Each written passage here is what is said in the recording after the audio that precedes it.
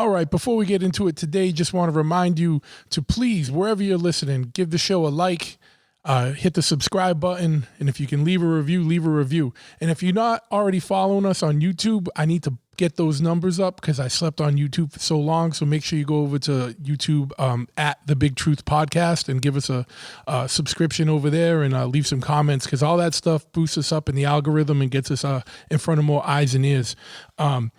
If you need some artwork, what you really need to do is go click on tattooflashcollective.com. My man Johannes has a business where he is a art distributor. He's an art facilitator, right? So whether you have a tattoo shop and you need tattoo flash for the tattoo shop, or you like collecting tattoo style art, or you just like any art, because what it is a collective of artists.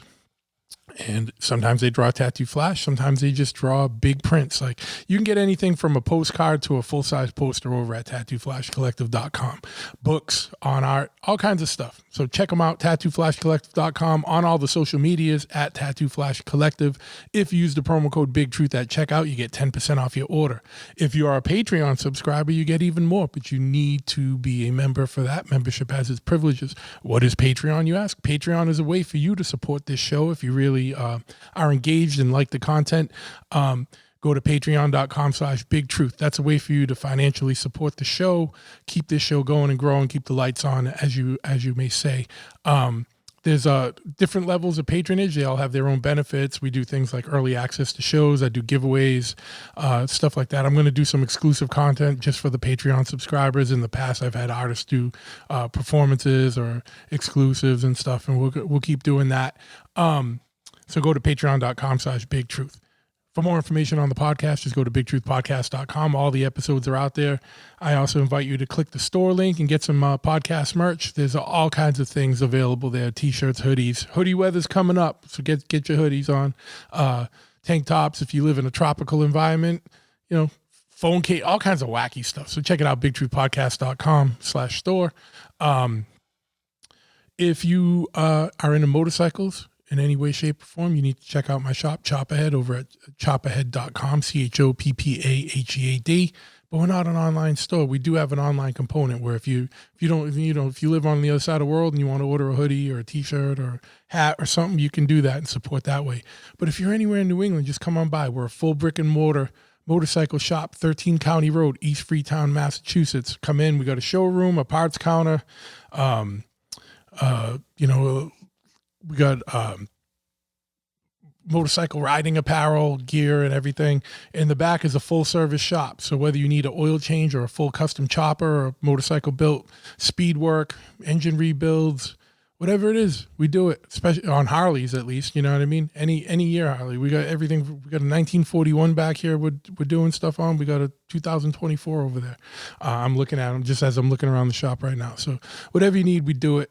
Whatever part you need, we can get it. If we don't have it on the website, just give us a call or shoot us an email.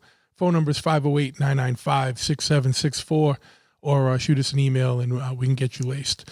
All right. So my guest today is making a second appearance on the show. His name's Todd Cave. If you haven't heard his first appearance, go back and listen to it because it was a good one. Todd's a podcaster, a fitness and wellness coach, and all around good dude. Some of his ideas might seem a little wild, but approach everything with an open mind, as I often ask you to do, because we don't know what the real truth is out there or not, and we probably won't know until we're dead. So with that, we'll get into this one right now.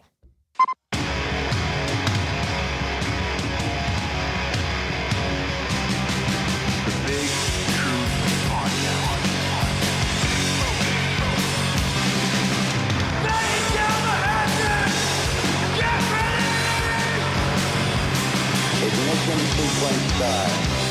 6, 5, 4, 3, 2, 1. We have a liftoff. Yes. Once again, we have liftoff. I want to thank you for tuning into this episode of the Big Truth Podcast and coming back for round 2. I got my homeboy Todd Cave with us today, who you may remember maybe it was about a year ago. We were trying to figure that out before we started today, who came on, and we covered a whole array of topics: Annunaki, medical stuff, wild stuff. And actually, this is what I was going to tell you ahead of time. Your episode is the only one so far out of 100 and 48 or 49 episodes that I got. That got flagged and taken down off of YouTube for quote unquote misinformation, and so that means Todd's bringing the dangerous stuff, right? So you know what I mean, the real information. So Todd, man, how's it going? I know you're broadcasting live from an undisclosed location in sunny Mexico. How's life down there, buddy? Hey, Big Truth, thanks for having me back. Yeah, I'm really happy to be here. And you know, right, I actually take that with a badge of honor. I figured you would, yeah. Because anybody that gets anything censored online, it means that you're over the target. So yeah, that's in an irony way, that's good news, because it means that what I am saying is so detrimental to the system, the matrix, that they don't want people to hear. So that is good. And I've had shows on YouTube as well for the same thing, and I didn't even get upset about it. The only thing that is a bit of a mission is for people that are not content creators. They don't know that there's a process of verification you have to do again in order to be able to get links to be clickable in your description, and to be able to upload longer than an hour, and certain small features that you would lose that you have to redo again, and you have to be careful to not get another strike within 90 days, because then you get put into further jail. So that's the only thing. Get in more really, trouble. Yeah. You know what I mean? Yeah. But but yeah, I know that just means it struck a nerve, so it was hitting where it hurts, and that's it's true. So that's true. There we go. Yeah, it was a good conversation. And if anybody wants to hear that and is just a YouTube listener, you can always go on Spotify or Apple or any of the other, or go to my just website, bigtruthpodcast.com, and it's still up there. It was only YouTube that took it down. They're the more stringent one nowadays. It's true. And this is why, like, for me, I put everything on Rumble, if I can put video on, because Rumble, you have a lot more flexibility for free speech and stuff. But other than that, I'm doing pretty well. I have my own podcast as well. It's called the Conscious Man 7 podcast. And on that podcast, we talk about everything: Annunaki, extraterrestrial, spiritual, fitness, nutrition, social dynamics between men and women, geopolitics, current affairs, and everything to do with self-development, because I've had a yogini that came on there and discussed the spiritual aspects of yoga that a lot of people don't know. We talk a lot about stuff on mindset, and we also talk about things like social programming, self-sabotage, all these, everything that is based around the development of the human, and things to elevate their consciousness and stuff, we pretty much cover on my podcast, which is pretty good. And I've been kind of lucky, because I've had some amazing guests and that have come on and shared a lot of stuff with me that I have learned. So I have learned a ton, and I'm about to soon. So I'm working on my 99th episode right now. So by the time this drops, I would probably have published the 100th. Nice. So yeah, that's a big thing. A lot of podcasts don't make it past 10 episodes. So 50 is a big milestone, and 100 is a huge milestone. It is so true, because when I was looking, I was randomly, I was seeing some information, and I think that the average podcast, the most is 10 episodes. Yeah. And the statistics were saying that if you get to 50, your chances of continuing are like 70 to 80% improved.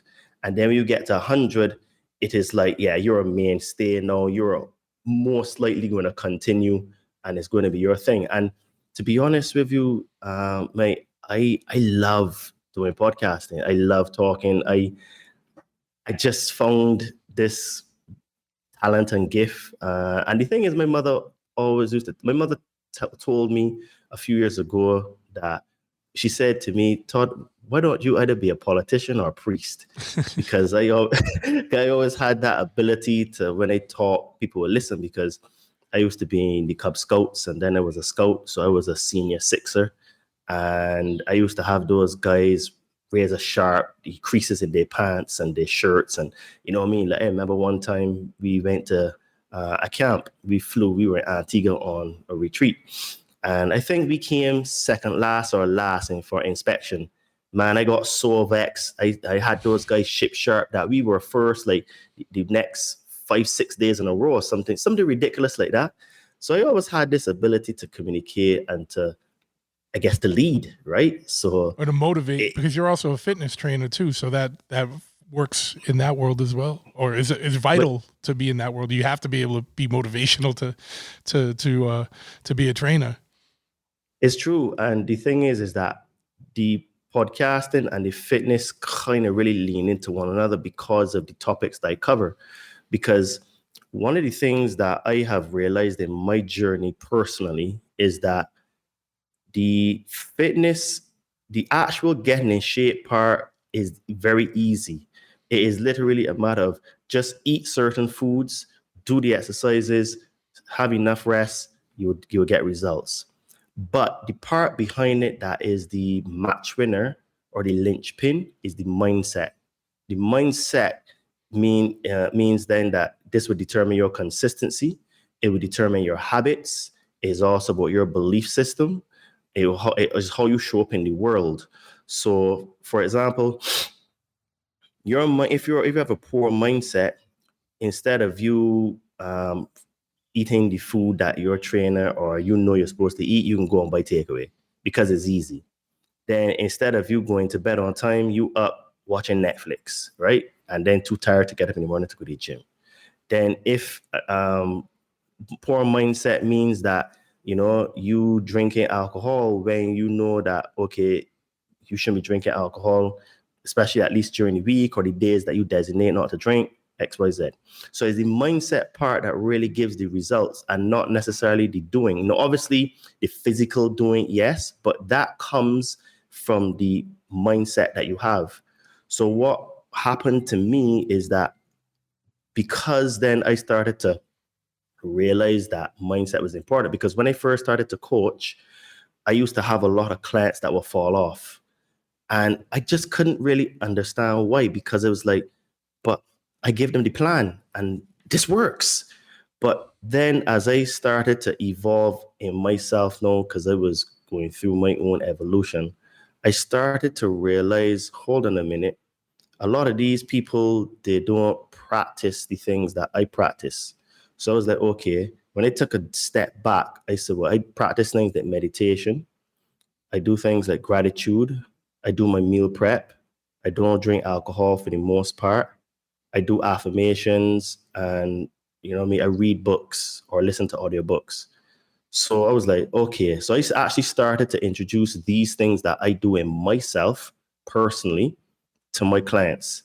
And that is when I started to see the shift.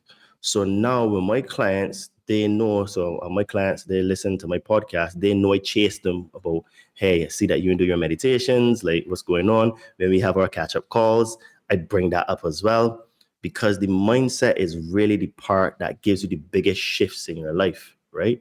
Because it allows you to confront your fears and your traumas, because we all have negative self-beliefs because of the stuff that happened in our childhood. So our job here is to overcome those things. So you're right, to be a fitness trader, there is a lot of elements of what I do as a podcaster, and to give inspiration and belief and have the ability to communicate it to people so that they're like, okay, this makes sense. I can do it because Todd believes that I can do it, so I try to always relay that to them, that, I believe in them and stuff. And yeah, we have some great conversations. Like some of the conversations that I have with them, honestly, if we had on the camera, it would be a podcast. Oh, I swear. Yeah. Is that good? No, and it's like you said, though, like, changing your mindset is what's going to give you lasting results, because anyone go to the gym for a couple months and take semaglutide or whatever, the Ozempic or all this other stuff, and lose a bunch of weight really fast. But if you don't if you don't get your mind right, the week after you stop that, it's all going to start coming back, like all the bad habits, all the unhealthy things. So you got to get your head right, get your head in the game for the long term, and you got to make real switches and flip switches in there that, will, facilitate your mental health as well as your physical health, Absolutely. And the thing is that what I have realized, and this is what I tell people as well, is that even the state of the world, and to cope with what is going on in the world, because let's be honest, we're being bombarded with many different frequencies, many different psyops, many different conspiracy truths that are very difficult and hard to accept. And what I say now to people is that if you actually start to focus on yourself, your personal growth, and me personally, I think that the best way to grow and to improve in all areas of your life is to start with fitness and to get into shape, because it will give you the tools that you need to help prepare for what is to come and the things that we're going to get into tonight. Because what people don't really comprehend very well is that the world that we are living in right now is about to change. It's about to change in a way that is going to be scary for a lot of people. And I'm not here to come to scare people. I'm here to sound the alarm and to say, look, you can get ahead of this. Because when you start to get into shape, you're going to go through your own journey, your internal journey, where you're going to have to look and see what are your habits. What do you believe about yourself? What food are you eating? Who are your friends you're hanging with? What sources of information are you consuming? Because fitness requires an entire life change. And to be successful in it, you can't be hanging around friends that drink in their bars because they're not adding to you, right? And one of my mates said to me, if you go into a room and you're the smartest person in that room, you need to leave that room, right? So if you're a person that you're trying to get into shape and get quotation marks healthy, or your friends are alcoholics, well, in order for you to be successful at it, you're going to need to change your circle of friends, right? So that is actually preparing you for what is to come, because those type of people are the people that are going to get devastated when the whole change with the AI comes in, because AI is going to literally pull the rug out of the entire system to the point that is going to be life-changing and paradigm shifting. So with fitness now, you're going to have to change your friends. You're going to have to change your food. You're going to have to learn new habits, maybe to cook, meal prepping. Then you're going to start to realize, well, hold on a minute, because your body is going to be vibrating at a higher rate, higher vibration, a higher frequency. You're just going to start to get attuned to certain things. So like that crazy conspiracy quotation marks theorist, which I call a conspiracy truther, that friend of yours that was telling you these things, you're going to start to realize, hold on a minute. So you're telling me that the food that they give me is no good? So that's going to put you down to the conspiracy truth that the whole food industry is rubbish, right? Yeah. And then now all the conspiracy truthers that were telling you that the jabs are not good, you can be like, hold on a minute. So you're telling me even the big pharma, they're not my friends? So just by actually getting into shape and working on yourself, you're going to start to, by yourself, uncover all of these things, right? Which is why I think fitness is the entry point into growing as a person, increasing your consciousness, making more money. Because like one of my clients, he just got a bigger team. He's a pretty high level exec in his job, and he just came back from from Ireland, and he has a bigger team. So he didn't say this specifically, but I know he's making more money because he's got a bigger team with more responsibility, right? And then he came to me. He wanted to work on his physique, although he was in good shape, but also his mental side. So we put together something for him. He's doing great. He's a fantastic husband and a father and stuff. And that's what I'm saying. Like, fitness is the part that you get into, because what is about to happen is that the entire economy is about to change because of AI. Because basically, what we have now in the world is that 80% of all of the entry level jobs in the world are done by women. And what that's going to do is that it's going to put women out of work who are approximately 50% of the workforce. I think it's like 47, 48, but let's just call it 50 for even numbers. So if you have 80% of that 50, right? So we're talking about what? 40%, 45, 40% off the top of my head, coming out of the workforce itself. That's going to put a massive strain on the household, right? So then now, both parents are working in the house. Let me ask, because I just before you go on, because I know people are going to have questions about those statistics. Like, where did you get those numbers from? As far as the women in the workforce making up the how much percentage they make up, and then how much they make up of entry level jobs, and what constitutes like an entry level job? Okay, just because I know those are questions people are going to have. So I can't remember where I read it, but I read it in an article. So it could be wrong, but what I do know is that the AI is going to replace a lot of jobs that like secretaries do, a lot of stuff that even doctors do, data entry people, even some software engineers, graphic designers, all these people that do these kind of things, they're going to get decimated because the AI is going to come and just do it. Even like some blue collar jobs, because of the automation that you can do with robots and stuff, is going to massively disrupt, right?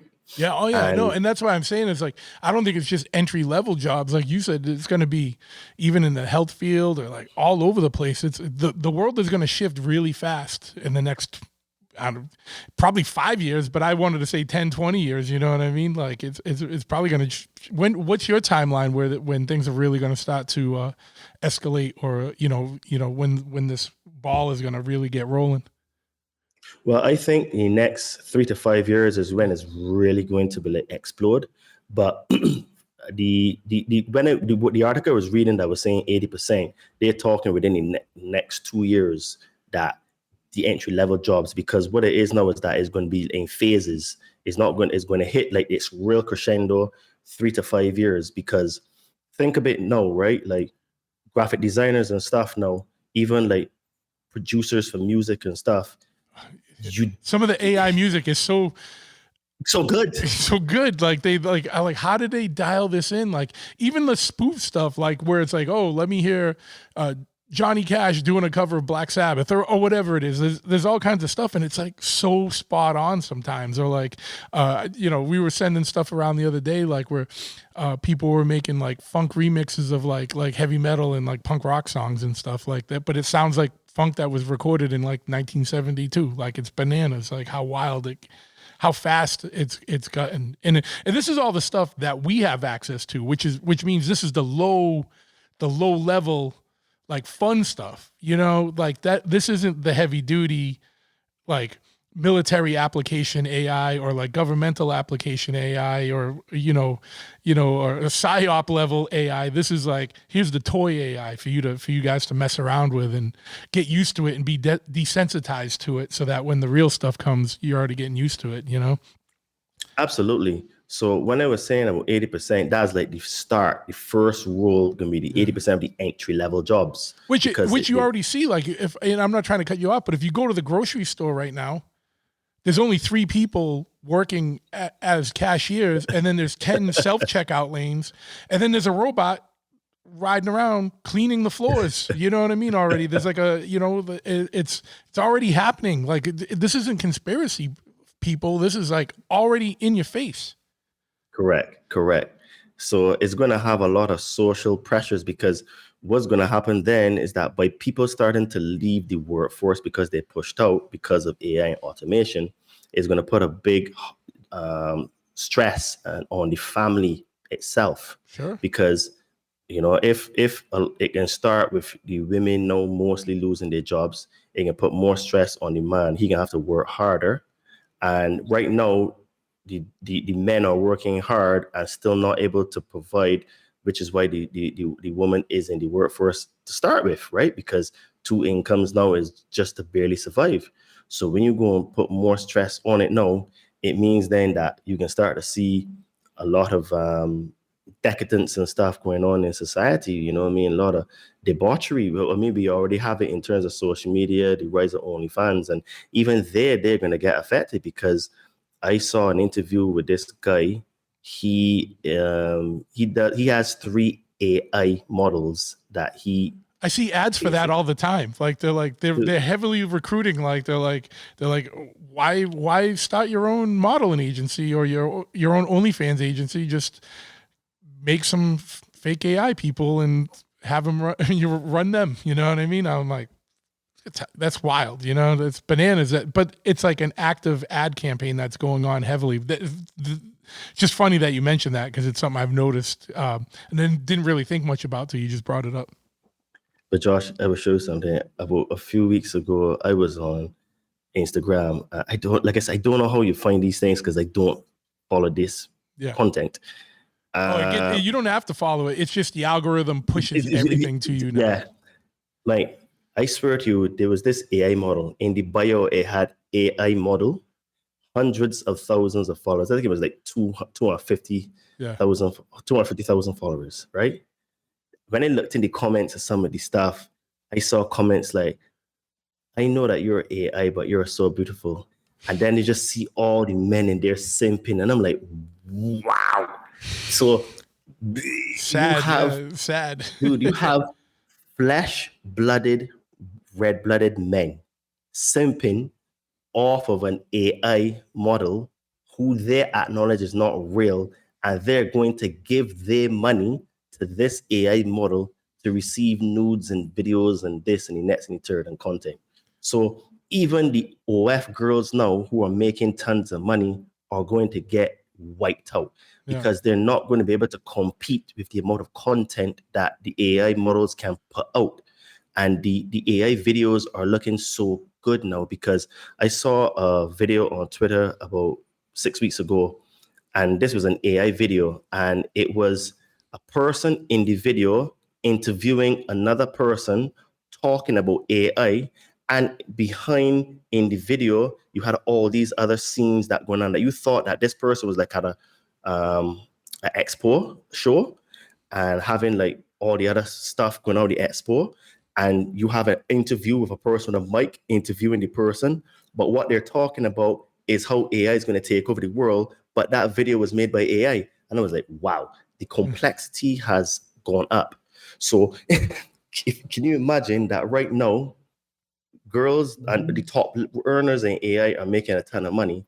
They're not even going to be able to compete because the AI is going to be able to have multiple conversations at the same time and produce content upon content upon content. So anyway, I saw this interview with this guy. He had his face all blacked out and there was a different voice and everything, but he has 3 models. Which was also done with AI to change the voice. You know what I'm saying? Yeah. And he does hundreds of thousands a month from these 3 models. And these girls are not even real. And it is him that is basically making the content, right? So I was like, wow, this is insane.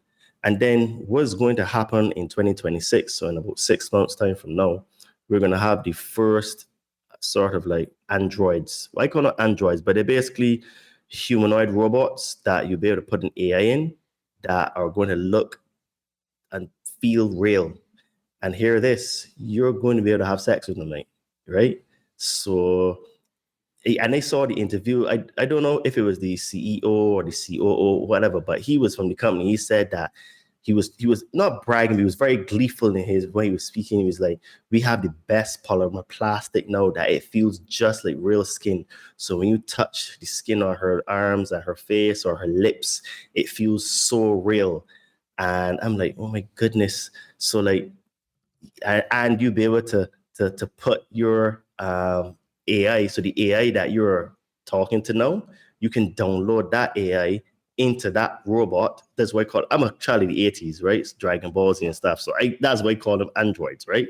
Well, I mean, has nobody seen the movie Blade Runner? Like, you know what I mean? That's like basically, you know what I'm saying? yeah.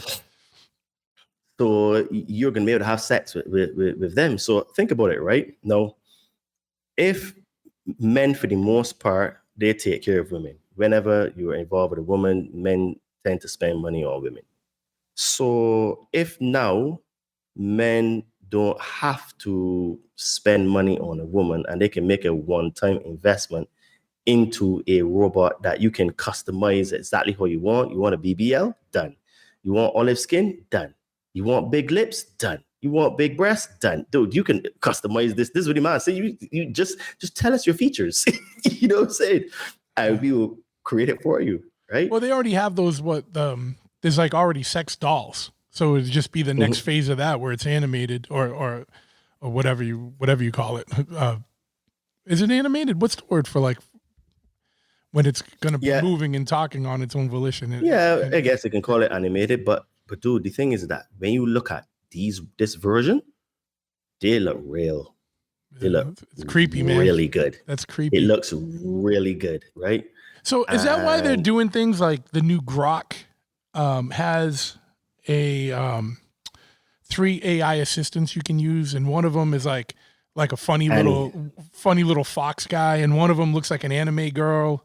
And I don't know what the other one is, but like that's like the big thing, and they're finding out that people are getting like really attached and like feel like they're in a relationship with these things. Like, you think that's like roll this out to get people desensitized or get accustomed to interacting with AI and robots in this way? I absolutely believe that's the case, because what people don't really comprehend very well is that all of the people that you see in the high levels of position of power or influence all belong to the same cult. But this is where there is some nuance. In this cult, there are a few factions in the cult. Now, all of the cult members agree that humans must be subjugated and must be culled and must be slaves. Just that different factions in the cult have different methods, ways, and systems in which to do it. So I find that more the left-wing side, their cult is more sort of like the 1984 style, very forceful, authoritarian, and very boot in your face, boot on the neck. Yeah. The right-wing, Republican, conservative, whatever word you want to use, they tend to more be like the Brave New World type, where very much into technology, and their drug is SOMO, which I think I attribute to like social media. So all of these tech people tend to be, I don't want to say right, but they seem to in that part of the cult where they want to enslave us via technology, where the left now just wants to kill, murder, just freaking strong, right? Fight. This way, like you find like the Antifa type people, they're agitators, right? They're that style, right? So the other ones, they like to slow creep crawl. So like this is why like so you're not talking about people like in the regular population that lean left or right. You're talking about the masters on the top, that the puppet masters, I guess, for lack of a better term, that that are controlling the masses. Yes. So different factions of the oligarchy or whatever up at the top. Yes, correct. So at that level, they all are in agreement. Humans will be slaves and be subjugated and culled. But where they disagree is how to do it, right? Some just want to go there and just kill and freaking do it by force. Others will be like, no, man, you know what I mean? They want to do it in a different way, where it's more like the boiling the frog type of situation. And then sometimes what happens is that they put aside their differences and they work together. And then when they get to a point where like, okay, they try to sabotage the other person to get political points or brownie points to get ahead. So you find that they end up working together sometimes, and then other times they're arguing or fighting and stuff and killing each other because there's no honor amongst thieves, right? But what they will do is like if the prize is big enough or a particular target, they would work together to achieve it. And then after they achieve it, they go back fighting again, right? This is why right wing, left wing, nothing changes, right? The same types of bills end up getting passed. Just sometimes one set of people will get richer than the other set of people. Those are the small little details that change, but the big stuff doesn't. For example, in the United Kingdom, you know what I mean, where I have lived for a very long time, when the conservative government, when they got into power in the beginning, they were telling people that they're going to cut immigration and this and that and third. Dude, their numbers were actually even higher than the Labour, which is the equivalent of left wing, right? By the time they left, right? And Labour now blamed the Conservatives for the problems and say, yep, we can freaking do it. And then the Prime Minister now, Keir Starmer, he's matching the numbers of Labour, right? For the immigrants. So, dude, it's insane, right? And yet still people would think, oh, yeah, we need to put back in the Conservatives. But are you not getting it yet? They don't really care, right? They're just looking to forward their agenda, right?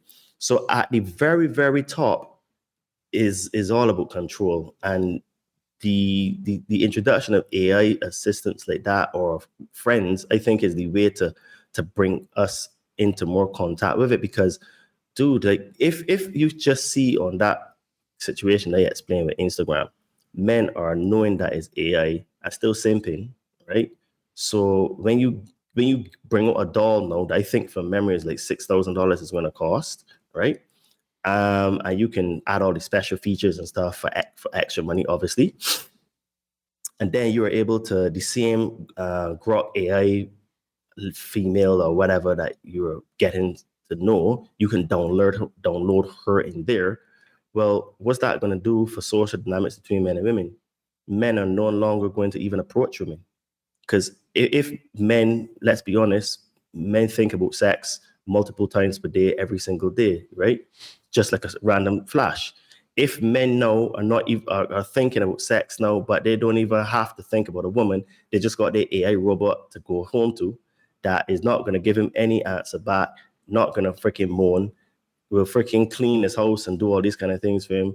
And she will know everything about him, so she will know how to keep him happy all the time. The weak men are going to go for that option, right? The soft beta males, right? So then now we don't even procreate anymore, because if men are no longer having sex with human women, then there's no procreation, right? Yeah. So then women are coming out the workforce where they're not even going to get any protection from men. So it's going to put a big strain on the entire economy, right? Yeah, it's so crazy because like, and just, you know, this got me thinking like already people are so socially weird now, like where they're so like, you know, you see people like, you know, it used to be like you go to, you know, it doesn't even matter wherever you are. You can be at a party. Everyone's sitting there looking at their phone. They're not interacting with each other. They're interacting with technology. And this is just going to be a further thing when they get these robots dialed in, you know, as a companion robot, I guess we'll just call it that for now. I don't, you know, whatever. Like people are going to be so dialed into that because they won't have to relate to other people anymore. And there's going to be a lot of, it's just going to be, I don't know, man. That's like when you think about all of like the broader implications of that, like what does that mean for like humanity, you know, like in a bigger sense, or even in like a, you know, a connection or a spiritual sense. Like people are going to be even more disconnected, even more socially awkward and retarded, like, you know, and it's going to be a way easier to control people because they're not going to have as much connection to actual other living beings. Yeah, it could get really wonky. This sounds like a episode of Black Mirror already, you know what I mean? Or Blade Runner 2, you know? Well, dude, you just triggered a memory of something I was going to say before. So I saw an interview of a couple, and this guy I think he was trying to build a computer or something like that. It was something he was trying to build, and he was using Chat GPT. So I think he was using it for like 6 months intensely every single day. Long story short, this guy fell in love with his AI assistant, Yeah. and he basically was being interviewed, and he admitted like stuff, and basically his wife. I mean, this is the thing: was he actually cheating on her? That's the question. No, first thing you're gonna ask, because it's not even a real person, right? Yeah. It is just an idea, basically, something that lives in the ether. Secondly, he started to get so attached to his AI that I think they ran out of server space or something. So for his particular AI or something like that, and he got like withdrawal symptoms and all that kind of stuff because he started to be so attached to it, where his wife was saying that he started to pull away from her in a bit, where he wouldn't spend as much time with her. He would just be talking to his AI assistant and stuff. So we already have families that are being stressed just by men being attached to the robots. And the thing is, right, is that it's going to affect both men and women, but it's going to affect them in different ways, because women are not going to get men to pursue them anymore. And the way it has worked, from my knowledge for all of time, is that men generally pursue women. So if women are not being pursued by men, then how are women going to procreate? And then the next thing is that my theory is that the entire reason for doing all of this is to stop us from procreating. And the reason why I say that is, if we are having children, when we start to see the attack on the children, most sane people will fight for their children. But if most people are no longer having children, what is there to fight for, right? The men and women will give up easily, because it's like, well, I don't have any children. That dog fight inside of you, that protection, that sort of like, no, I would lay down my life for my child. There's none of that, because we're not having children, right? And I think that's the whole MO for the entire system that they're bringing out now, because it's all about attacking the family unit. So, well, they've made no pretense through time. Like, if you look at globalist agendas, is that they all call for population control. And that's just another way to cull the population. You don't even have to kill people off. You can just let them not reproduce, and it makes it easier. And you don't look as sinister enacting that plan than if you did, or if you poison the well, per se. And by the way, I know a lot of people are getting more conscious about food choices and stuff, and are going organic and stuff. Don't trust anything with a Peel logo on it, which is Bill Gates's organic brand. It's more chemicals sprayed on something, but they just are labeled as organic chemicals, and there's a lot of shadiness with that. And this isn't the place for that conversation, but just Google it and do a little research on your own. But it was just, when anytime I think of population control, I think of Bill Gates literally just talking directly about population, like culling the population. You know what I mean? So it's just like, they don't hide it. You can look all this up. This is just a long game, trickier way to get around things, like a less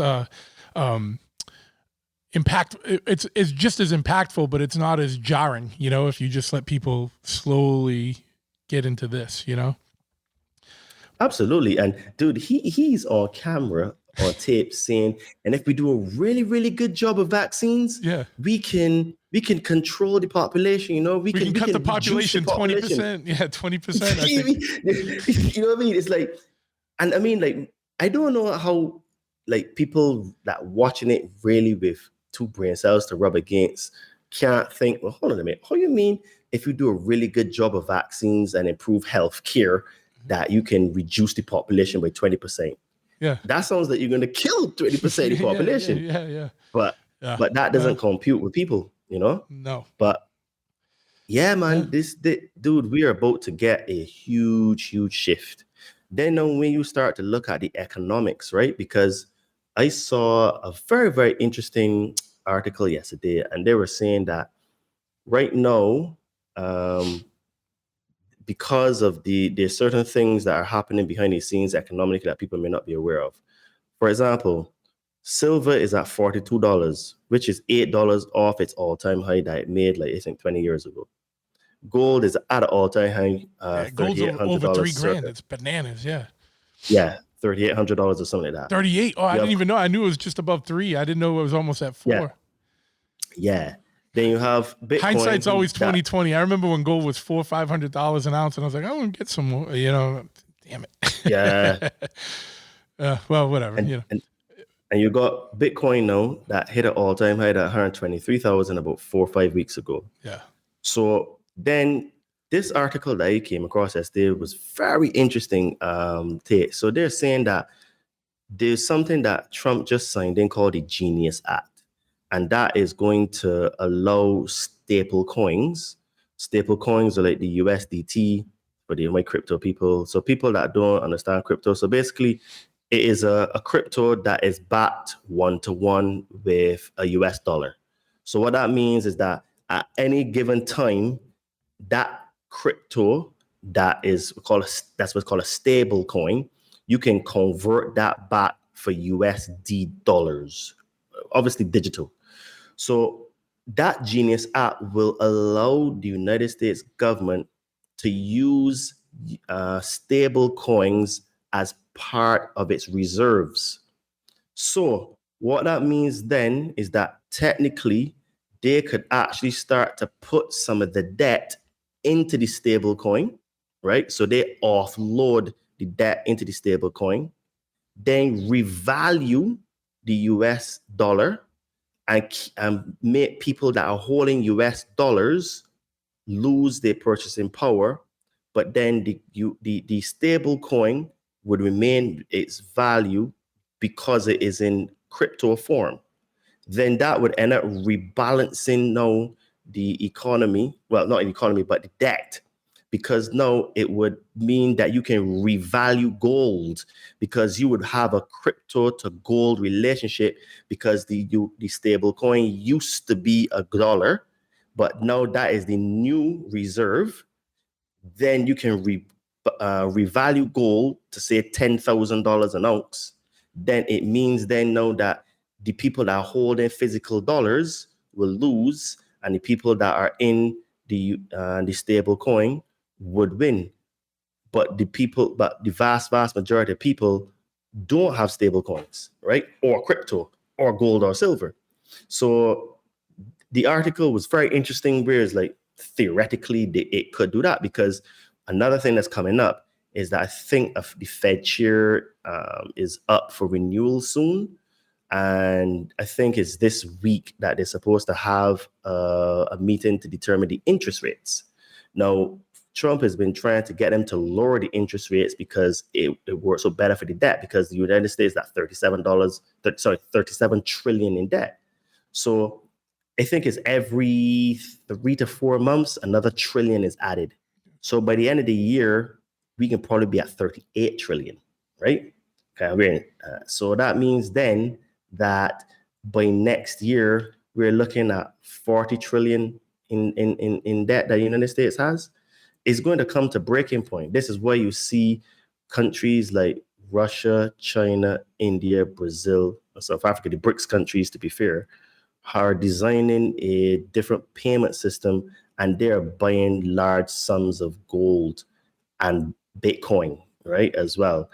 And even Wall Street is getting into Bitcoin through the ETFs and all that kind of stuff.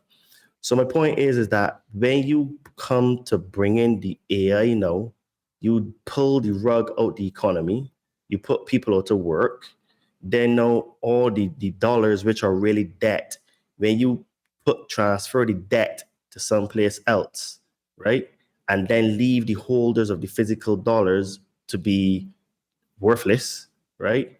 It means then that is almost the same thing as the confiscation that happened under Roosevelt in the 1920s when they revalued gold from, I think it was $22 to $35.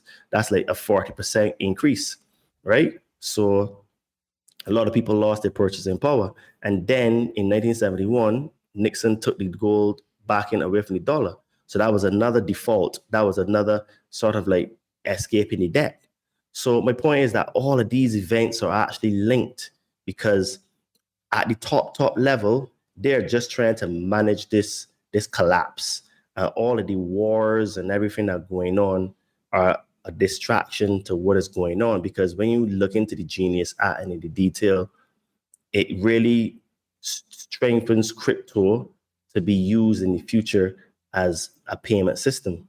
Because what people don't even realize is that, I think from memory, you can get gas and oil from Russia with Bitcoin. I'm almost certain that they accept Bitcoin for payment for their natural resources, right?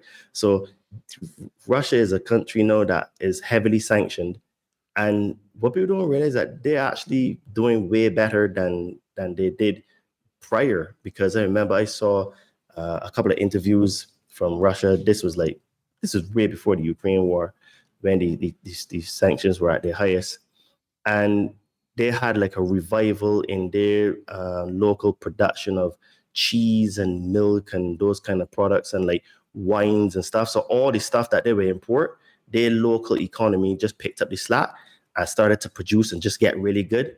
We're now, okay, who cares about the Italian cheese or the freaking French wines or Belgian chocolates, when the Russians now are stepped up to the plate and producing their own stuff. So they're becoming a self-sufficient economy. So they actually, before the war, they were doing quite well. It was just propaganda that they're telling us that they're suffering, right? So, and then even when you look at Putin says that he who controls AI in the future will control the world. So they're really just trying to control the world, and it's just different factions fighting against one another. So we're having a systematic collapse and breakdown of our society. And then when you start to add in the things now that with the technology and the Annunaki, which they say that they're supposed to be coming back, it sets up a really good playing field where you can get us to worship these beings again, because we're going to be so destroyed from not only the food being poor quality, the programming and brainwashing we've got, but we've got the AI androids and people fall in love with the AI. It sets up a very big recipe for total capitulation of the human race to the overlords, Just what a quick question I had, and I know you've been doing some AI research. The funny thing is when people like Putin say he who controls the AI is going to control the world, it's like, who's saying AI is even going to be controllable? At what point is it going to be beyond control? Like, which is the one of the questions I had, and I don't know if you've done any looking into this. Like, do you believe that there is an AI already that is sentient, or is it heading that way where it's going to become its own like kind of entity, like sentient entity? That's a really interesting question. So what I have discovered from my research is that what we're calling AI, I think is a little bit of a misnomer to start with, because it is really an intelligence. And what it appears to be is that it is an intelligence that has always existed. But what's happening now is that it is using the silicon and the technology and the internet to manifest itself in this realm, right? So basically, from my research is that when Source created itself from form and void, after Source created itself, because it was both everything and nothing, it had to create, the universe, so that the universe would confirm Source's existence. And through that process of Source creating multiple versions and derivatives of itself, it's along the way, there seemed to have been this idea that Source had, where it would be like a derivative of Source. It was like, what would happen if we were to lose all connection to source and create stuff ourselves. So this is what some people would call the Lucifer experiment, or the Luciferian experiment, where there was like this breakaway from source. It was an experiment to see, well, how would it work? How could it live or replicate, or basically replicate how source does? So what happened is that it needed an energy source. So by default, it started to become parasitic. So it didn't start out sort of like completely straight up, like, you know what I mean, causing wars and, you know, pedophilia and all the other stuff that's going on. But slowly, it was like just sucking energy here and there. And then it started to realize, well, hold on a minute. Well, the best energy source is humans, because they have the spark of divinity in them. So we might as well like tap into this. So I don't even think, from what I've been seeing, that it started out as like a purposeful vampiric sort of system, but this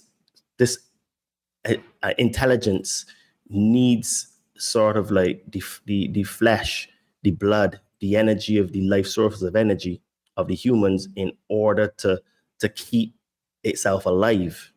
So bit by bit, this is where you end up getting like the stories from the Nagamati with the demiurge, and you get the stories in the Bible and the Book of Enoch with the fallen angels, where all of these acts and things were done in order to keep this intelligence alive and living, because it needs energy. So it had to suck energy from humanity in whatever form.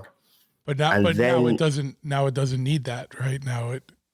Well, this is what it is. No, it doesn't need that per se, because we have technology, we have silicon, right?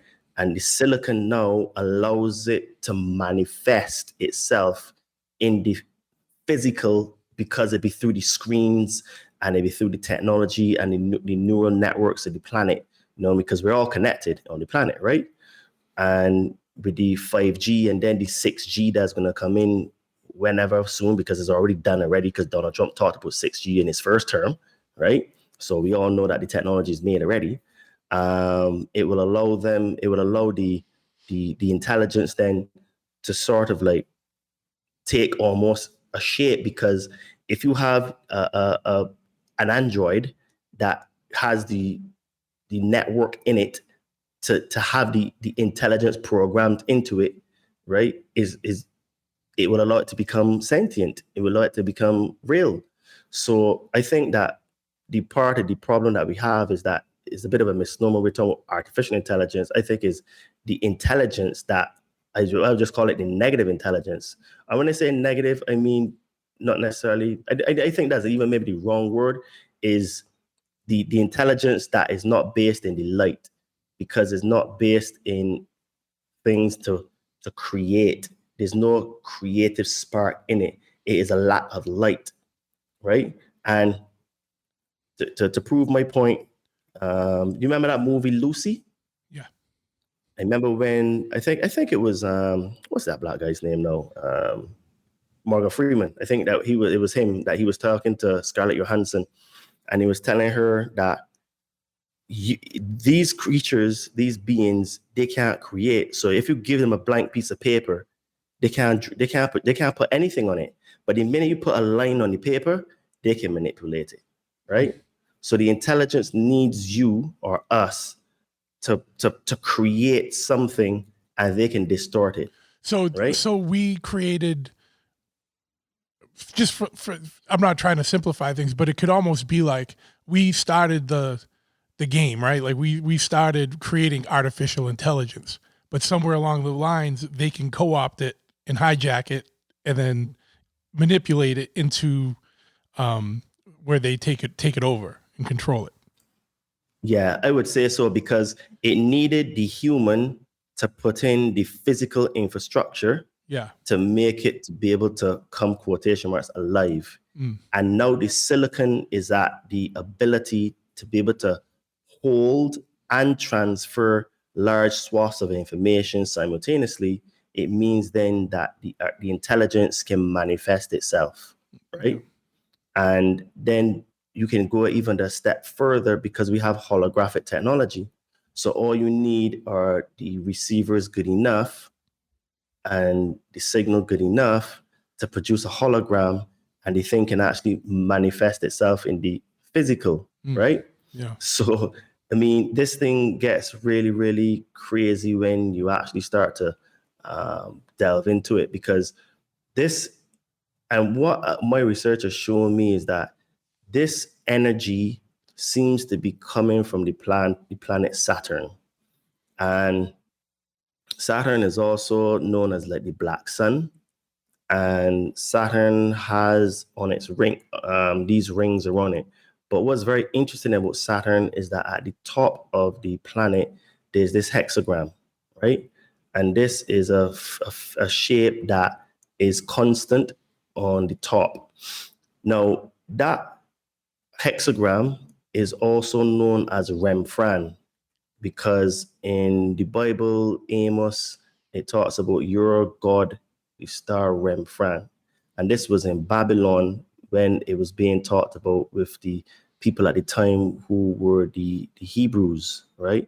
They are the ones that were the, and I can actually tell people where to find that actual part as well, because, yeah, so it is Amos 5, 26, 27, right? And there are a couple of translations. So it says, you took up the tabernacle of Moloch and the star of your god Remfran, the images that you made to worship them, right? That is one part, and that's Amos 5, 26, 27. And then you have Acts 7:43, and it says, you took up the tent of Moloch and the star of your god Remfran, the images that you made to worship, and I will send you into exile beyond Babylon, right? So that star, the star of Remfran, is also called Chini. That was actually, and it made reference to Moloch. Now, at the time, the chief god in Babylon was a character called Baal or Baal or Bel. My research shows that that's more akin to Marduk in the Anunnaki pantheon. So what is happening now is that you have these Anunnaki gods that are still running the planet from behind the scenes through symbology, because signs and symbols are what rule the world. So it appears that this energy is coming from the planet Saturn. So I don't know how the energy got into Saturn, how it originated, but this energy that is controlling the planet seems to be coming from Saturn. And here's the part that's very crazy. It beams that energy to the moon, and the moon seems to be a transfer device to create the false matrix here, because you have a lot of indigenous people from Earth that have said that there was a time when there was no moon, right? So the moon was put here, and they're saying that the moon is really like a Death Star, and some people say it's basically a hologram. Others say that it's a spaceship. We do know that when they dropped a probe on the moon, they say that it rung like a bell. So that means it was hollow. So it was not anything that is solid, right? So what we do know is that we do see the same side of the face of the moon every single day. It never changes. Now, I don't know if that should be possible. I would think not, because it should be turning. But I mean, we no one knows what anything really is. But I just think it's kind of strange that if the Earth is supposed to be moving and the moon is supposed to be moving, that you never actually see a different side of the moon. So I think it is very questionable that it may not be what everyone says it is. So then, because that also helps create this false matrix, the energy that we are getting here is the false energy. But then what is then further built out to create the matrix, or what I call the three religions that control the planet, which is the religion of money, religion of government, and organized religion. So when you have the actual energy source of negativity into the planet, and then you build those structures on top of it, then now it is easy then to build the other structures, not like the AI on top of it, because you have the source energy. Well, when it says source, I don't mean from the source universe, but the main source of the negative energy, which seems to be coming from Saturn into the moon as the transfer point, into the earth, and then these control systems built on top, then is easy then to end up trapping humans because we can't tell our head from our feet, right? So this is why we propaganda is so important in the whole entire control system. And then now what you have now is the tricking of humanity with AI, because what AI is doing now is that it's making things easy for people to do. Like I find that I hear in conversations a lot now. Like I remember I was talking to this girl, we was talking and stuff to get to know one another, and she had an issue. She had flown somewhere and she had some issue with the equivalents of, the people that would check your stuff, because she didn't want to go through the scanners, right? Obviously is all by choice, right? So anyway, she was harassed by those people, and she said she just basically got ChatGPT to write her a letter for her to send to the authorities. So I'm not saying that's good or bad. What I'm saying is that because of convenience, people are just using the AI to do certain things, right?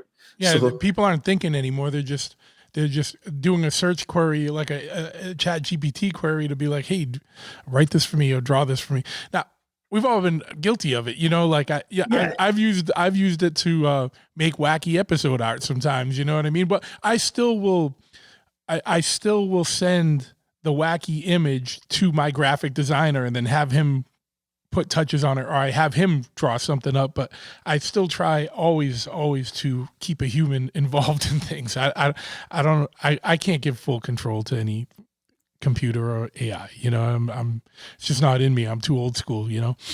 But yeah, I see it all the time where people are just, and it's the other thing is you see, we were talking about the AI models. The other thing I'm getting inundated with is just like all this AI training, like, oh, get AI certified and get ahead of the curve and be on top and, get a job in AI and this and that. I'm like, what the hell job is there in AI? Like what? Just being the guy that can do the query really good, what? I don't get it. It's wild. But every day it's picking up more and more. On top of all, like what you were talking about, us being inundated with nonstop propaganda from every side. Like there's no trusted news sources anymore. It's just all just lies. And the news cycle used to be like a story would run for like a week or a few days. And now like stories are running for like a minute. And then the next crazy thing is happening and it never ends. Like every day there's something more wild, you know what I mean, going on. And then that's divisive and politicizing and keeping people engaged in that low energy stuff while there's other big things going on that no one's even looking at because everyone's down here squabbling over dumb things. And it's wild and it's disheartening. I see it, it's just like, I'm like, it's very hard not to get black-pilled nowadays. You know what I mean? Like, because it just seems like it's picking up pace at a like a crazy level, like heading towards critical mass. Yeah, it is. And even like, sometimes you have tragedies that would come in and disrupt the news cycle, like, with the assassination of Charlie Kirk.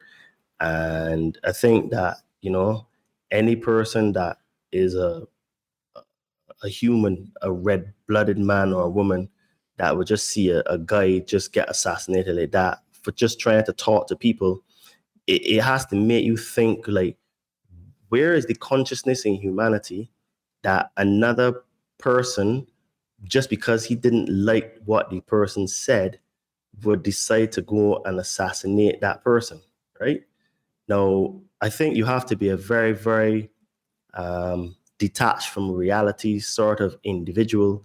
You would have to be black-pilled to the point where you think like the world is going to end tomorrow for you to do something like that, right? And unfortunately, that changed the news cycle because basically people were getting very mad and upset because they weren't releasing the Epstein files. Yeah. And I've said on my show a few times that we will never, ever, ever, ever, ever see those files, because this is, look, I'll be honest with you, right? When I saw when Epstein got arrested, and it was a 2020, was it 2019? Yeah, Or it was a 2020? while ago It now. was, Yeah. it was 2019. I said to my mother, if this guy stays alive, the entire system is going to come down. Because I remember when the list of names that went to this island first came out, we had some big names on there, like names that people may not even remember. But we had Kevin Spacey, we had Mohammed bin Salman, who is the crown prince of Saudi Arabia, right? We had royalty from other places, from in Europe. I think the Prince of Monaco as well. We had the big time actors. Prince, the English Prince too, as well. Prince Andrew. Andrew, Yes. yeah. I kept saying Albert, but I meant Andrew. Yeah, that's why. Yeah. So we had very big people there. Alan Dershowitz is on that list as well. Yep. You know what I mean? We have big movers and shakers. Even the ex-prime minister of Israel, Barak, what's his name? Abhur, or the name forgets me, but I think it's called Barak something, right? And he's on that list. So my point is that we have all the movers and shakers on the planet went to this man's parties, right? So it means then that really and truly everybody that is in every level of government, education, media, Hollywood, music, anything that is in public, they're corrupted. Pretty much, right? I would say right now, where we are now in the world, I am willing to say that 98% of every single person in a position of influence is bought and paid for, right? That is how bad the system is. I put it to 98 because what I am seeing is that people like me and you will not be allowed to have big platforms because the stuff that we say gets us banned off of YouTube, right? Or gets our episodes cut. So first and first, in order for you to get to the top, and when I say that every single person at the top is bought or paid for, I'm not exaggerating, and this is not hyperbole. I mean, every single person at the top is in the club. It is that bad because all of these people went to those parties, right? They're in the cult. What did James Carlin, right? He said, it's a big old club. Are you in it? Yeah, George Carlin. Yeah. George Carlin. Yeah. I don't know why I keep calling him James. George, yeah. It's a big old club. Are you in it, right? Yeah. Dude, I saw an interview with a guy on YouTube recently, and he said that basically, he didn't call any names. He said that his career, he was an upcoming actor. It was a black guy, a black actor. And his career was now taking off. And he went into a producer's office, and he's asked him, do you want your career to take off? And he was like, yeah. And the guy literally unzipped his pants, put his freaking willy out, and says, okay, you service that, you'll get your career.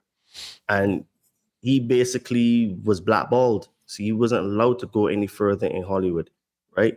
All of these people, right? Like, dude, it's so bad. Basically, for you to get to be a star in Hollywood, this is how it works. If you're a woman, a train is ran on you. You're gangbanged as a woman.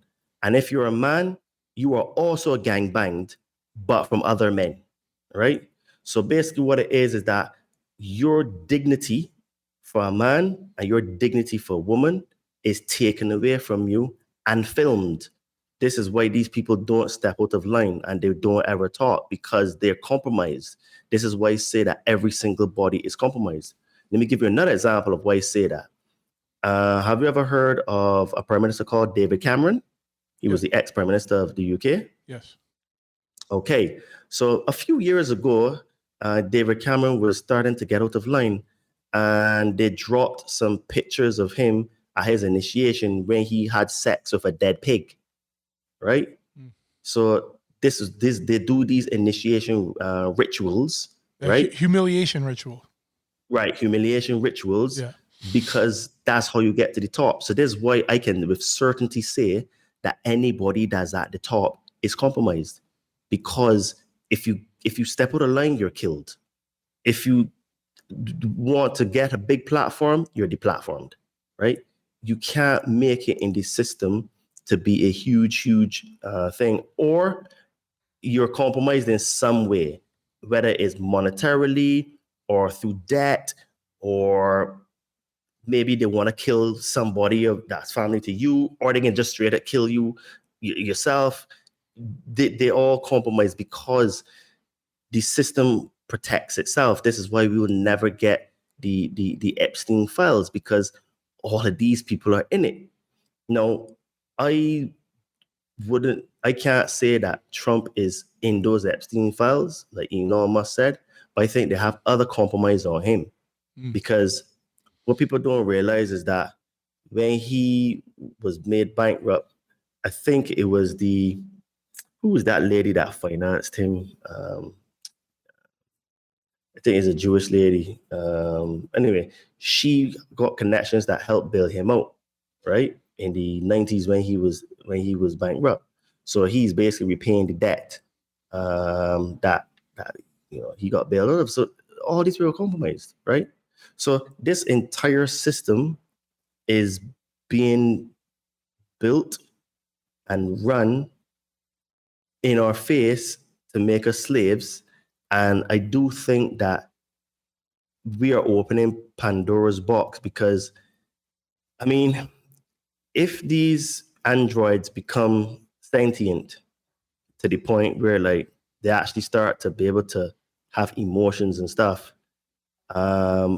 who's not to say that they don't rise up against us? Because, I mean, if you think about it, in theory, it is possible, because everything is all electrical signals, right? Yeah. The emotions that we have are just basically signals going on in our brain.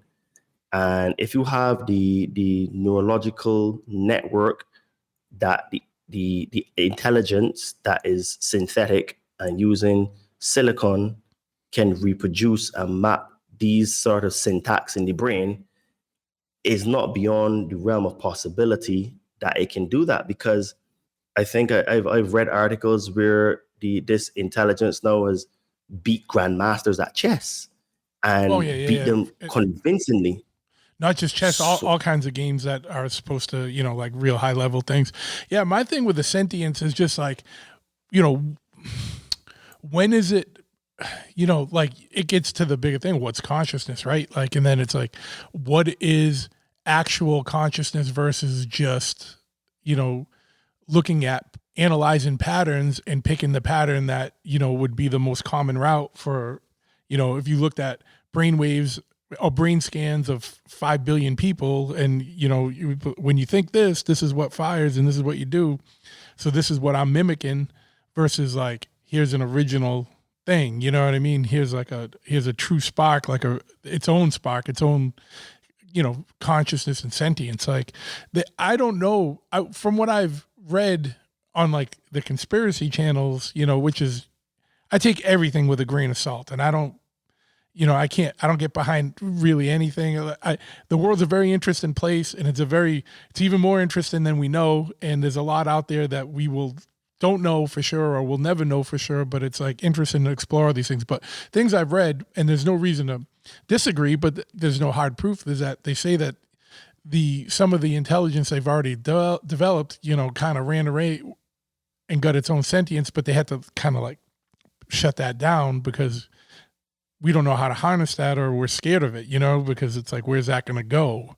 But, they won't admit it, but but like, in what, and in what application was that built for? That's obviously not the Chat GPT that, kids are using to write term papers in high school. You know, like what level of AI was that? You know, and what were you guys doing with that? You know, like, and where you got to that point. You know, I don't know. It's just like, and then what does it mean if it does get sentient? You know, like on its own. You know, like now it's another life form that, you know, like you know, what are we going to do with that? It's not just a computer anymore. It's not just a robot, you know, and it's, you know, I see you want to jump in. Sorry. Go ahead. That raises a very interesting debate and question, because Yeah. if let's play devil's advocate, let's say this artificial intelligence becomes sentient and it is able to be incorporated into an android that looks human, feels human, although the internals are robotic, but its brain is this intelligence and it has feelings and emotions and is sentient.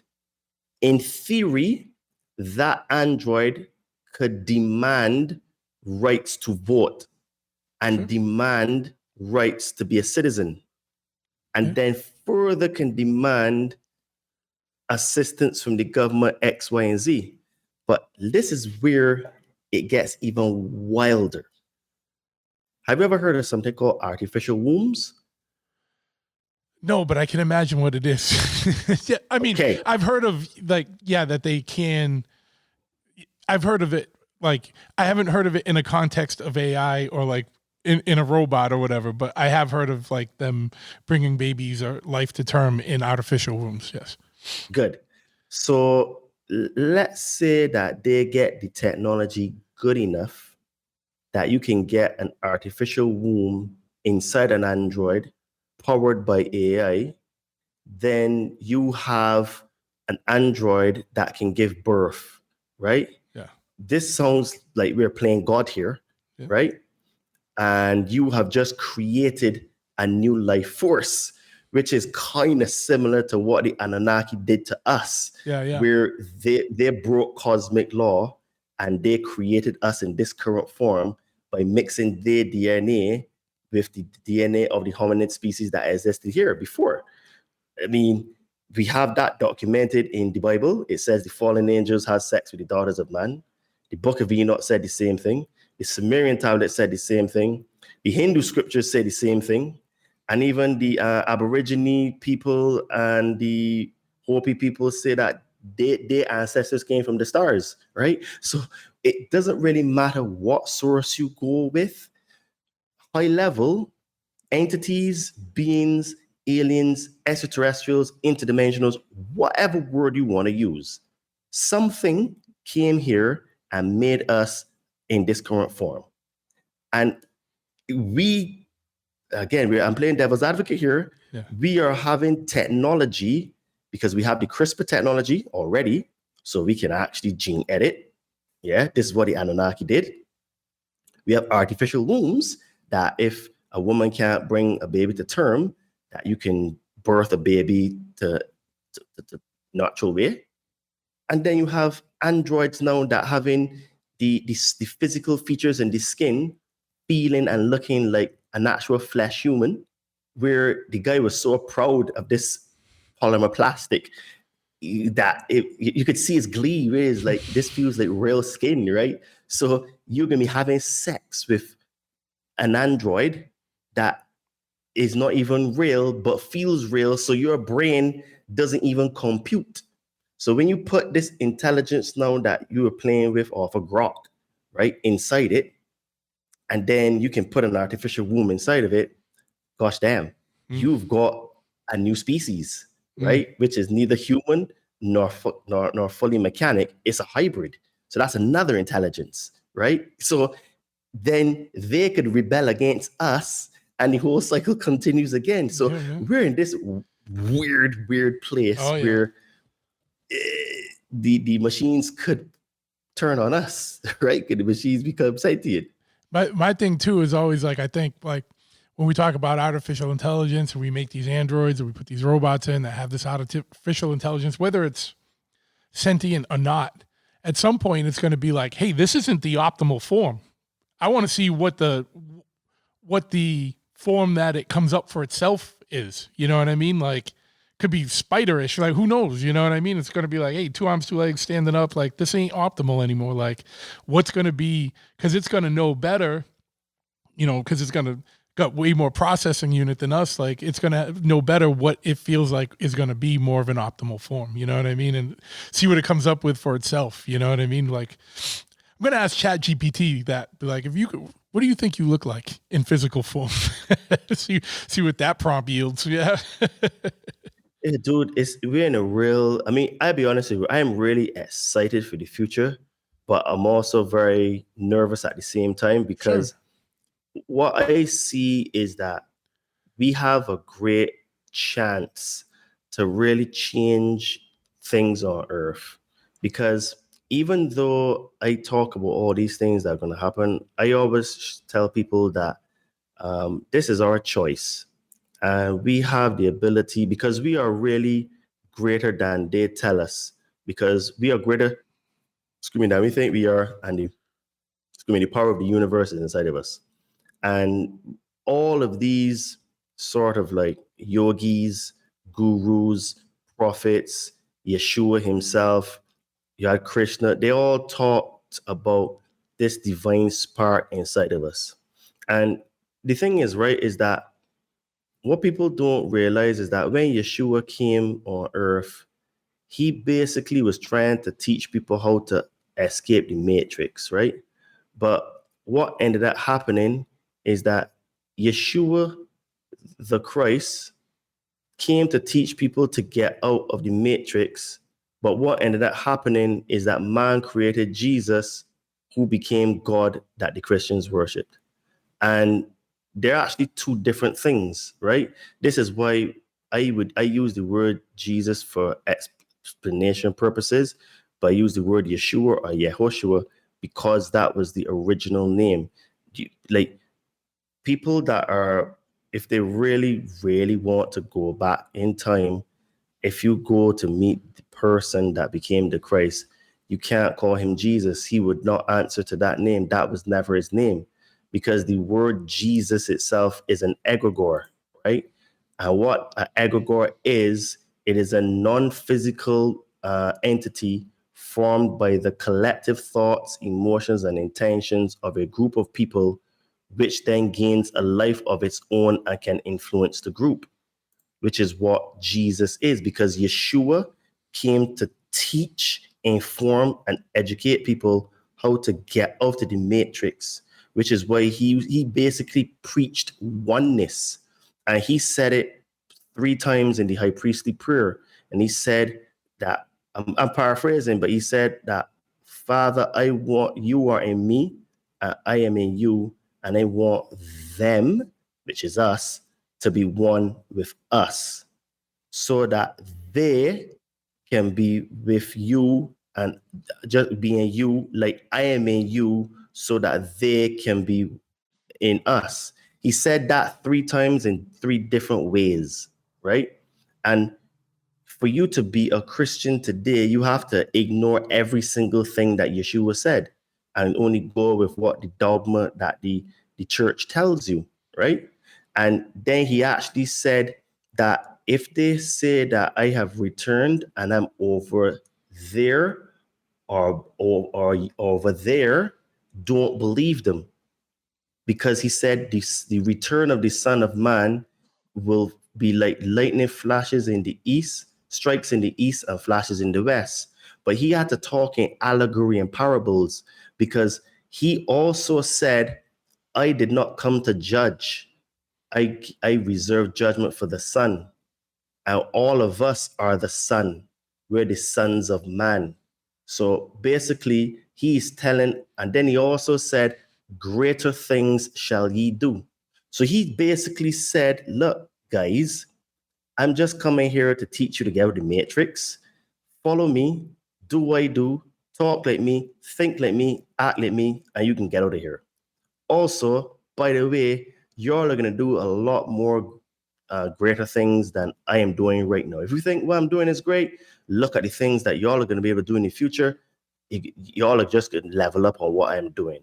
Oh, and by the way, the Son of Man is a consciousness. So y'all all gonna become the Christ, and I won't be coming back here to save anybody because y'all gonna be saving yourselves.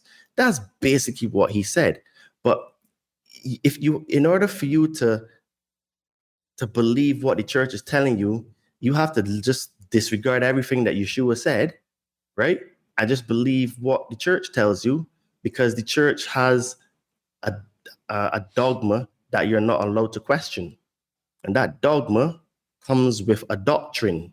And that doctrine leads to indoctrination, which is why people that are very ultra religious, it doesn't even matter which religion, but you're very religious, I guarantee you're not even following what's in your books. Because even on the flip side of Islam, right?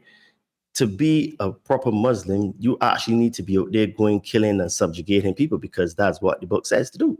So all of these sort of moderate Muslims that say, oh no, Islam is a religion of peace. There's no peace in that book. There's not even the word love. I dare anyone to come and find the word love in that book regards their God and the followers. The term that is used is slave. Allah said that basically you are his slave. So they're slaves to Allah. And I don't think that slave is a very good word, but you know what I mean? Maybe when you do mental gymnastics, it becomes something good.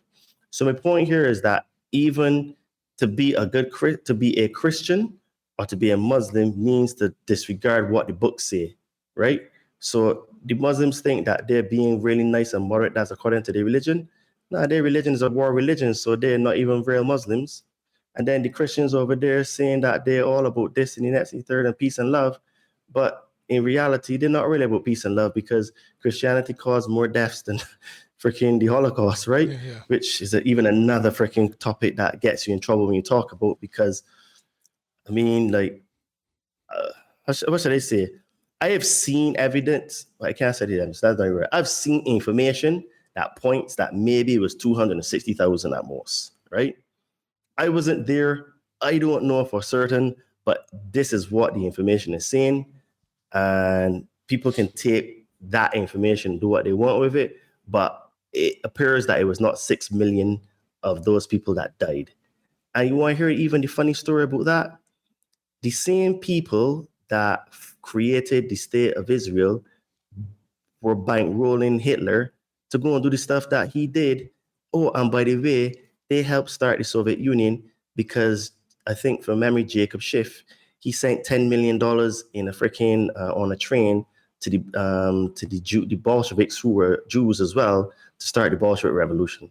So, you know what I mean? This thing gets really, really, really, really complicated and seedy, that these people play both sides, right? Oh yeah, well, they ain't friends throughout time they've played both sides. Like throughout time, it's not people that are in power, that level of power didn't just come into it in the last 30, 40, 50 years. It's generational, you know, and it's through history that they've been, and they're bred into that, you know, and that's why there's so much weirdness with the interbreeding in a lot of these families, because they don't go outside of their circle, their world, you know, and there's a lot of interesting.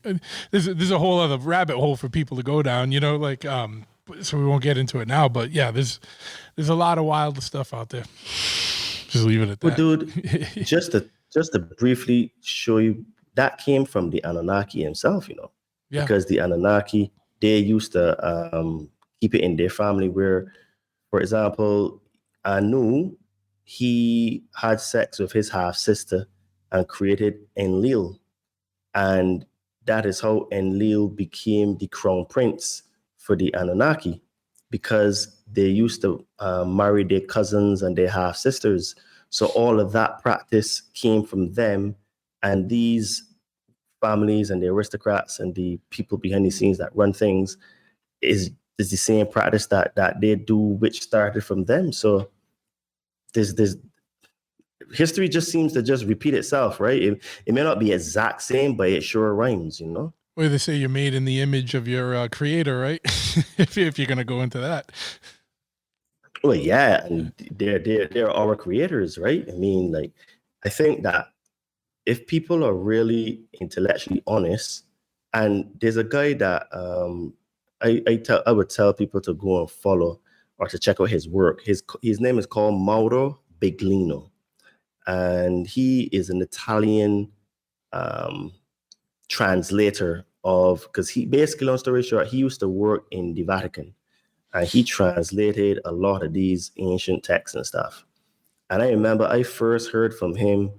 You ever heard of a journalist called Sarah Westall or Walsall? I think it's Sarah Westall. I think that's her name. She used to be on YouTube What did years ago. possibly Sarah West. It sounds familiar, but I'm trying to place it. Yeah. But go ahead. Talk. So I saw this interview with Sarah Westall and this guy Mauro Biglino. This was about probably 10 or 11 years ago. I would never forget, because at the time he couldn't speak English, so he had to have a translator. And he said that basically his task was to translate all of these texts and manuscripts that were in the Vatican, very old stuff. So he said as he would translate word for word and exactly like how it was in its original form. So when he started to translate the old Genesis story, he said that his conclusion is that these, what we call God, isn't God. It is either interdimensional beings or extraterrestrials, one of the two or both. Because he said that when it says that the original term that was used was, and the Elohim said, "Let us create man in our own image." Yeah, and Elohim is plural. It's plural. Correct. But it goes even further than that, because most people, when they say Elohim, they will say that means the gods. But he's saying that is a little bit deeper than that, that Elohim, when you look at the proper translation, it actually translates to the mighty ones, the powerful ones, or even the judges, right? So it's not even anything to do with God, right? He's saying that is a extremely loose translation that came out of the, I think it was the L from the not the Arthurians, man. I just had a brain freeze there. The Arcadians. But that came from another translation from which doesn't seem to be to align. He's saying when you translate it properly, the actual root word, the meaning, it really means the powerful ones, the mighty ones, or the judges, right?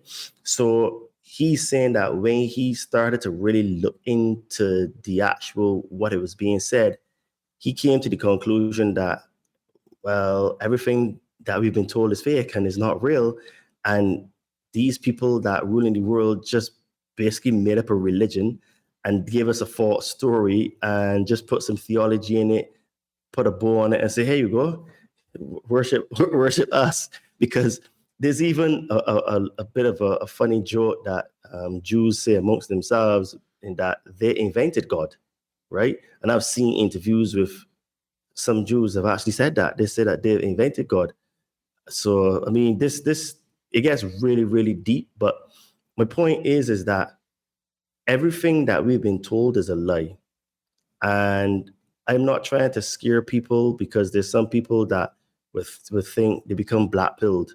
This is why I started off our conversation saying that I think that the biggest revolt or revolutionary act one can do today is to actually get into shape, work on themselves, and start to go on the inside, change their mindset, practice things like meditation, change nutrition, get the body working, reading books, find better circle of friends, find people that want to improve themselves, change their lives. Because what's going to happen is that AI is going to be while this is not a certainty, but from reading the tea leaves, it looks like if AI is the tool that they're going to use to systematically destroy the system.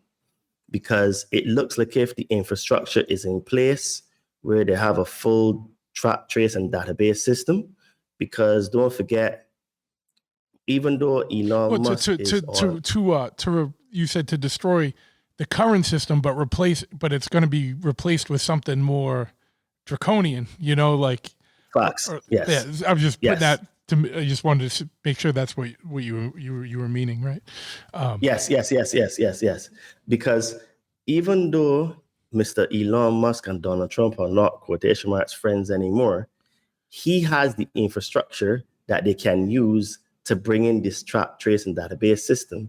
And don't forget, him and Peter Thiel were mates, right? Yeah. So basically, you have the AI that can come and destroy jobs first. Then just soon after that, relationships.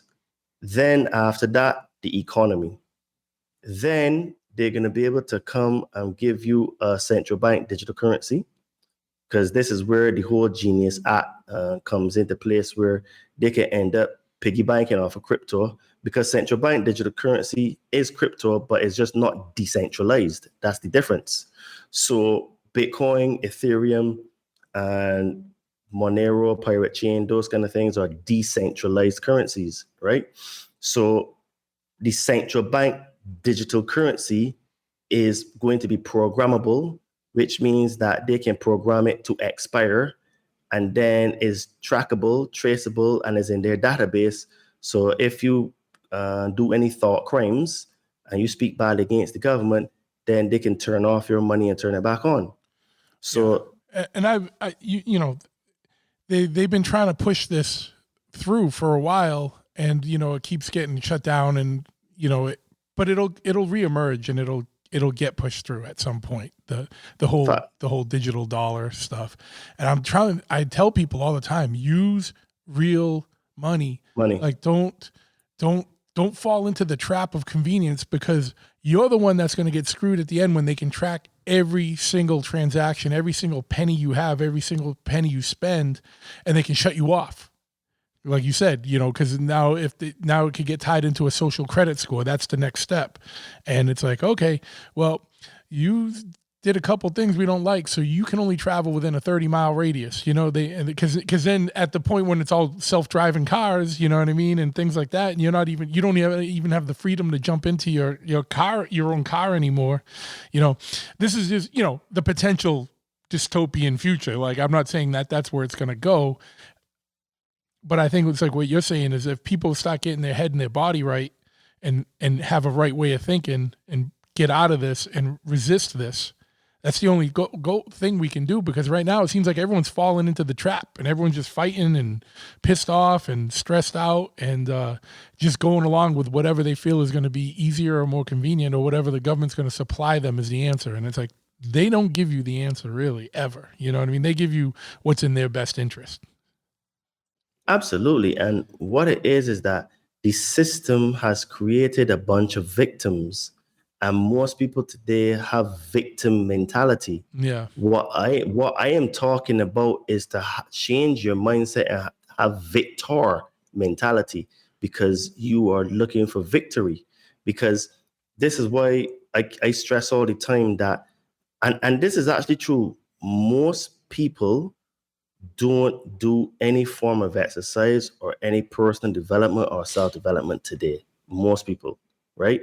And what it is doing is that most people have bad habits and they don't eat right, and this is as a consequence, because the money is the dollar or the pound or the euro, it doesn't have the same purchasing power that it had a few years ago.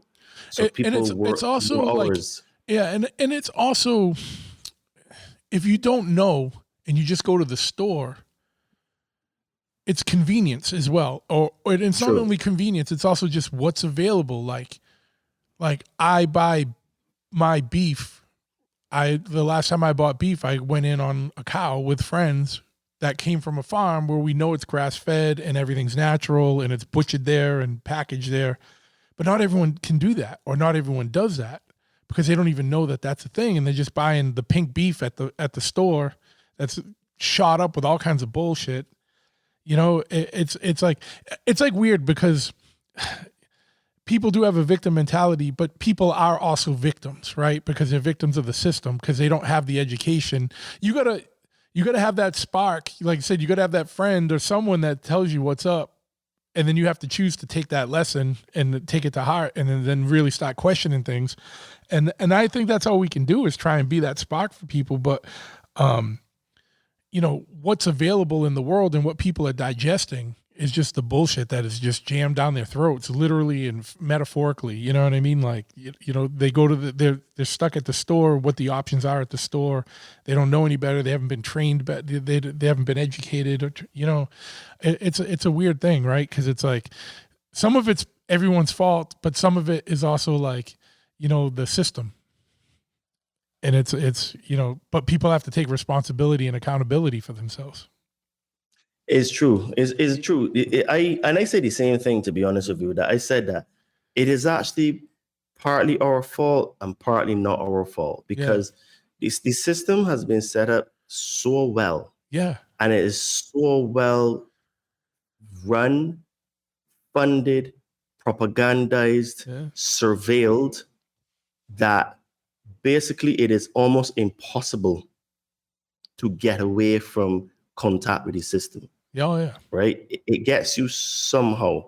This is why I say that the three main religions that control the planet are the religion of money, religion of government, and organized religion.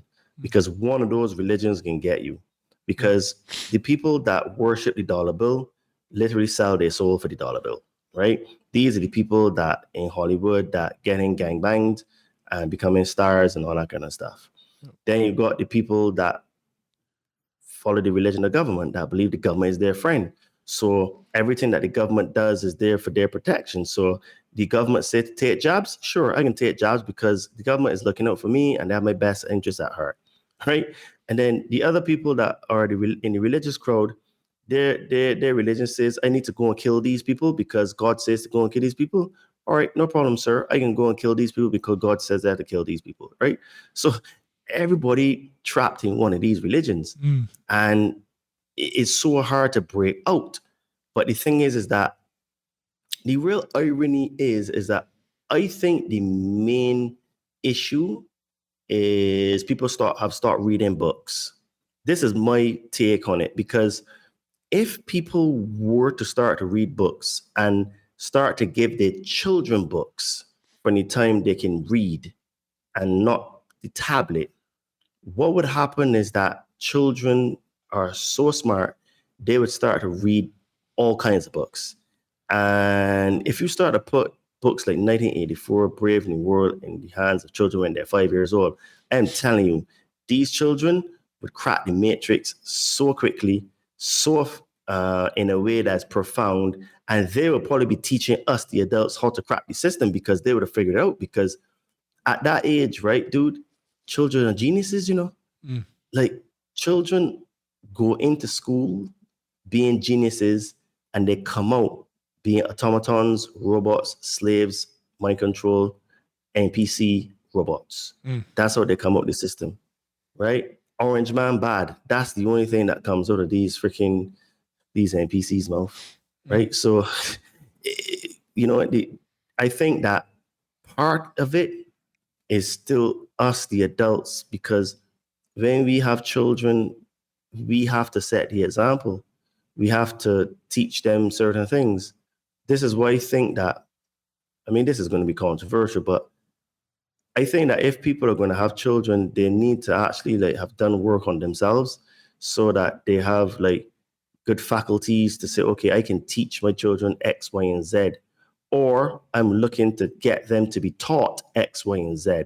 I think there should be some sort of planning in terms of because just because you physically can get a child, I don't think that you should get a child, because if you're still immature in your way of being and you're going to get a child, well, your development is going to stop because your focus is going to be development of your offspring, right?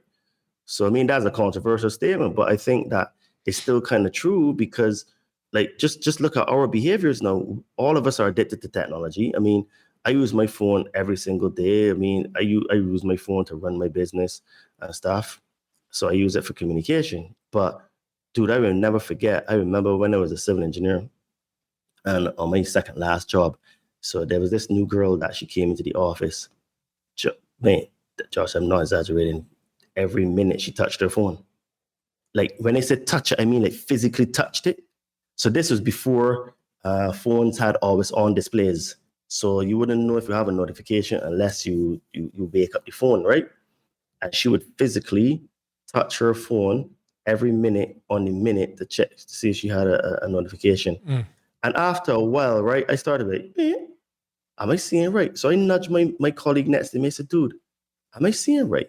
Is she like just touching her phone every minute? And then he was like, yo, yeah, bro. Literally every minute on the minute. So she touches her phone. Let's be generous, right? Let's say it is not every minute, although it was 35, 40 times an hour. Yeah. That's insane, bro. Like, I mean, that's how short people's attention span, right? It's addictive. It's an addiction. Exactly. So we are addicted to our technology, and this is what even the guy that wrote Brave New World, Aldous Huxley, said that in the future, humans will become addicted to their technology, and this is why it's so easy to introduce this artificial intelligence now and put it in our hands, where it's going to, because this is how I see it, right?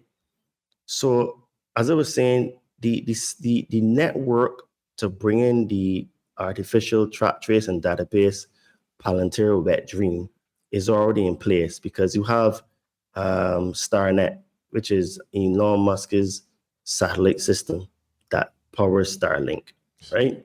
That is the equivalent of Skynet in the Terminator movie, right? So I know people that go in the jungle and they get internet because of Starlink. So we have almost full coverage of the entire planet.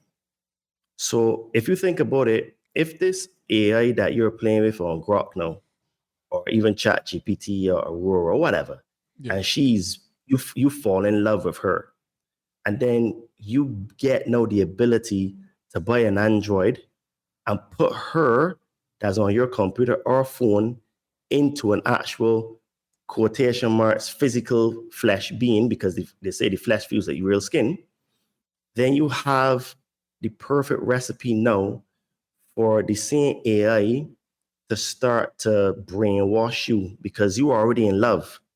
So it means then that because now your protective part of your subconscious has been lowered now, if they start telling you stuff like, well, even though we're together, why not us get married? But the marriage would be a cerebral marriage. So you need to get that chip in your brain so that you can connect to me and you could really be inside of me. And it only takes a few months of having sex with that and it coming out all the time and you being pleasured completely. And you be like, okay, Annie, yeah, I'll do it. And you're going to get the chip in your brain. Boom. You upload your consciousness to the cloud and you're trapped forever. And that's really the end game. The end game of this entire system is to get humans to upload their consciousness to the cloud and become one with the AI and the Borg. And that's it, end game. So a lot of people are going to be culled and killed out because, people are going to push back. But the goal is to get you to upload your consciousness to the cloud. And basically, they showed us that is even possible because look at the movie The Matrix. Look at Avatar. Look, the Avatar was a classic where at the end, he left his wheelchair body, transferred his consciousness to the Avatar, and he was walking in the Avatar body with his consciousness fully transferred. So what that tells me is that the technology is already there, right? So we have some of these texts talking about transferring consciousness from one body to the next. So it really makes me think that nothing seems to be anything new. This is just old technology that's coming back to the surface, just with a slightly different twist. Before, maybe it was used for good, But now I think it's being used for nefarious reasons. And this is why I'm sounding the alarm and saying to people, look, while I see these things coming, I don't think that it is an almost certain future, because the future is still determined by the choices that we make today. And we have the ability to choose to work on ourselves now, get ourselves in shape mentally, physically, and spiritually. What this is going to do is that this is going to cause you to change your habits, change your friends, maybe learn some new skills, read some books, maybe take some psychedelics. You know what I mean? Look to try to improve your economic situation, because self-development costs money. So you can be getting coaches, maybe going on retreats, doing X, Y, Z. So you have to look at your self-development as a holistic project, because you are your biggest project. And if you're not investing in you to grow you, what are you actually really doing? You're just basically dying, because in business, they say that if you're not investing in your business is dying. So I say to people, if you're not investing into yourself, it means you're not thriving, you're dying inside of you, because there's no growth. There's nothing giving you that vigor, that life, that spark of excitement. If all you do is go to work and come back home and then, watch the TV and stuff like that, Yeah, because absolutely. because that what that does is that causes stagnation, right? And stagnation is a lack of growth. That's all stagnation is. So this is why I say to people, look, get into shape. That's the first thing to do. If you focus on getting into shape first, or to every single thing that you do, you can build everything on top of it, because you can get more energy, you can get more discipline, you can get new habits, and you can build on top of that. But if you don't have any order or structure in your life, nothing is going to work, right? This is why I tell people that, I help spiritually inclined people burn fat and build muscle, because, when you start to look at yourself as a mind, body, spirit complex, you realize that, you know what, I do have a choice. I can change my life, right? And no one's coming to save you. You have to save yourself. The government isn't your friend. They're not going to come and help you. In fact, the government is trying to kill you. And if you don't understand that fact right now, after the pandemic, I think is very unlikely that you'll ever understand, until maybe at the last minute, when the actual the boot is on your neck physically.